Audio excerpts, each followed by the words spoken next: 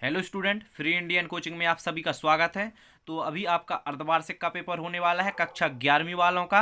तो देखिए, आपका सिलेबस चेंज हो गया है, तो इसलिए मैं इस वीडियो में आपको ऐसे इंपॉर्टेंट क्वेश्चन बताऊंगा जो कि आपके अर्धवार्षिक पेपर में गारंटी से आएंगे। तो देखिए, आपके सिलेबस में आना क्या क्या है। पहले सिलेबस जो निश्चित किया गया है आपके लिए, तो इसको देखिए। अर्धवार्षिक पेपर 2021 परीक्षा के लिए हिंदी। तो आरोही में से आपके 1, 2 और 5 अध्याय आने हैं। ठीक है, इसमें से इंपोर्टेंट क्वेश्चन बताएंगे सभी। और बितान में से 1, 2, 9, 10 अध्याय आने हैं, तो इसमें से देखिए, इसमें से इंपोर्टेंट क्वेश्चन रहेंगे, इसमें से इंपोर्टेंट क्वेश्चन रहेंगे। और आपका पद्यखंड है तो 1 और 2 अध्याय। तो यहाँ पर आप देखिए, आरोही बितान पद्यखंड तीनों में से ऐसे इंपोर्टेंट मैं क्वेश्चन आपको बताऊंगा, आप गारंटी से 100% कल के पेपर में आएंगे। गारंटी से आप सभी को बस याद करके जाइए, गारंटी से आएंगे, सभी प्रश्नों को देखना है आपको। चलिए स्टार्ट करते हैं। तो आपको क्वेश्चन लिखते जाना है भाई, ध्यान से आप अपने बुक में देखिए इन क्वेश्चनों को और अपने आंसर लिख लीजिए, याद करिए। ठीक है, आप देखिए, पहले आपका आरओ है, जो इसमें से आपके अध्याय 1, 2, 5 शामिल किए गए हैं, तो इसमें से पूर्वों में से इंपोर्टेंट क्वेश्चन ये आपके छांट कर मैंने यहाँ पर लिख लिए हैं। तो पहला क्वेश्चन रखा है कि नमक का दरोगा कहानी के 2 अन्य शीर्षक बताते हुए इसके आधार पर कोई भी स्पष्ट कीजिए। 2 शीर्षक और कोई भी इस स्पष्ट करना है अपन को। ठीक है, और क्वेश्चन 2 है आपका, कहानी में कौन कौन से पात्र आपको सर्वाधिक प्रभावित करता है और क्यों। दो आपकी कहानी है दरोगा नाम से, नमक का दरोगा, उसमें से आपको पात्र बताने हैं। नमक का दरोगा कहानी में पंडित आलुद्दीन के व्यक्तित्व की कौन कौन से 2 पहलू हैं उभर कर आते हैं। हाँ, एक क्वेश्चन और यहाँ पर बनता है भाई, देखिए ध्यान से सुनिए, एक क्वेश्चन और बन रहा है यहाँ पर। नमक का दरोगा कहानी में पंडित आलुद्दीन, ठीक है, अलाउद्दीन के चरित्र की विशेषताएं आ सकती हैं यहाँ पर, चरित्र की विशेषताएं। और यहाँ पर फोर्थ क्वेश्चन है, लेकिन आपका ये फिफ्थ हो सकता है, क्योंकि यहाँ पर मैंने एक क्वेश्चन और बता दिया है कि ऐसा बनेगा, गारंटी से बनेगा, तो इसलिए इनकी विशेषताएं भी आप पढ़ लीजिए अभी से। और आपका फोर्थ क्वेश्चन क्या है कि लेखिका मियाँ नसीरुद्दीन के पास क्यों गई थी। इसके बाद देखिए, मियाँ नसीरुद्दीन को नानबाइयों का मसीहा क्यों कहा गया है। ये आपके सभी बुक में क्वेश्चन दिए गए हैं और इनकी आप आंसर भी देख लीजिए, बुक में होंगे। ठीक है, तो आप अच्छे से अभी से याद कर लीजिए, बाद में सोना है आपको, पहले क्वेश्चनों को याद करना है। इसके बाद यह है मियाँ नसीरुद्दीन पार्ट में मियाँ नसीरुद्दीन का शब्द चित्रण लेखक ने कैसे खींचा, शब्द चित्र। तो ये भी क्वेश्चन इंपोर्टेंट बनता है यहाँ से। इसके बाद आगे देखिए, तो क्वेश्चन नंबर 6 है आपका, बादशाह के नाम का प्रसंग आते ही लेखिका की बातों में मियाँ नसीरुद्दीन की दिलचस्पी क्यों खत्म होने लगी। मास्टर त्रिलोक सिंह के किस कथन को लेखक ने जबान के चाबुक कहा है और क्यों। देखिए, क्वेश्चन थोड़ी घुमा फिरा के आ सकते हैं, इसलिए आप ध्यान से देख लीजिए। मैं आपको एक प्रकार से टॉपिक वाइज बता रहा हूँ। धनराम मोहन को अपना प्रतिद्वंदी क्यों नहीं समझता था।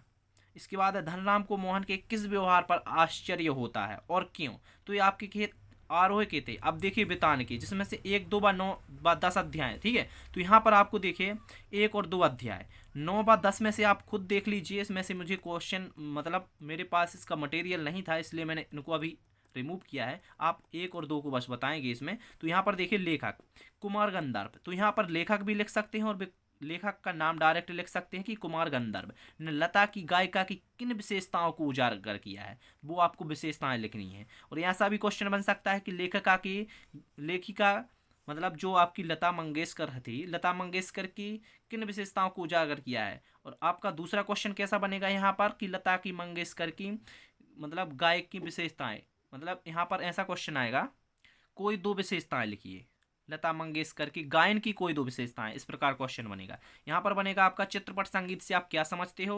और एक क्वेश्चन और बनेगा, शास्त्रीय संगीत से आप क्या समझते हो, या फिर आप किसे कहते हैं शास्त्रीय संगीत। और यहाँ पर आपका बनेगा कि शास्त्रीय संगीत एवं चित्रपट संगीत में अंतर लिखिए। तो यहाँ पर कोई 2 अंतर या फिर 3 अंतर आएंगे। ठीक है, तो आपको अंतर भी पढ़ लेना है। और इनमें से एक एक परिभाषा भी आ सकती है कि चित्रपट किसे कहते हैं सब, या फिर शास्त्रीय संगीत किसे कहते हैं। इसके बाद है आपका फोर्थ क्वेश्चन, राजस्थान में कुई किसे कहते हैं। ठीक है, या फिर आएगा आपकी, राजस्थान में कुई किसे कहते हैं, या फिर यहाँ पर पूछा जाएगा कि कुई की विशेषताएं लिखिए। ठीक है, इस प्रकार भी क्वेश्चन आएगा, तो इसको भी आप पढ़ लीजिए। इसके बाद देखिए, कुई की गहराई और व्यास में अंतर लिखिए। यहाँ पर देखिए मैंने 2 क्वेश्चन शामिल किए हैं। देखिए, कुई की गहराई और व्यास में अंतर और सामान्य कुओं की गहराई और व्यास में अंतर लिखिए। दोनों क्वेश्चन इसमें शामिल हैं, इसलिए आप ध्यान से देखिए। यहाँ पर देखिए, चेजारों के साथ गांव समाज के व्यवहार में पहले की तुलना में आज का क्या फर्क आया।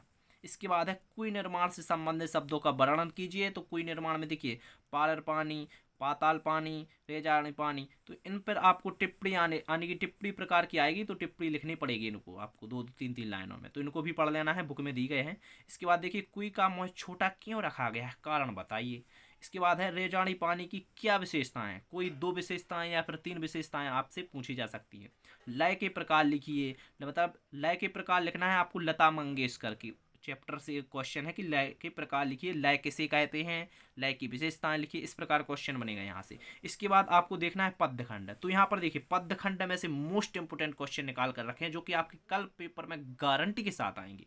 ठीक है, इसमें जो भी क्वेश्चन बताया जा रहा है इस वीडियो में आप सभी को एक प्रकार से घोर कर पी लीजिए, रट लीजिए, यही क्वेश्चन आपके अर्धवार्षिक परीक्षा में आएंगे। और अभी आपके अर्धवार्षिक पेपर के कक्षा 11वीं वालों का जो आपका पेपर होगा कल, तो इसके मार्क्स भी आपके वार्षिक बोर्ड में जोड़े जाएंगे, इसलिए आपको याद करके जाना है। कबीर की दृष्टि में ईश्वर एक है, इसमें समर्थन में उन्होंने क्या तर्क दिए। मानव शरीर का निर्माण किन 5 तत्वों में हुआ। कबीर ने अपने को दीवान क्यों कहा है। कबीर ने ऐसा क्यों कहा है कि संसार बोरा गया है।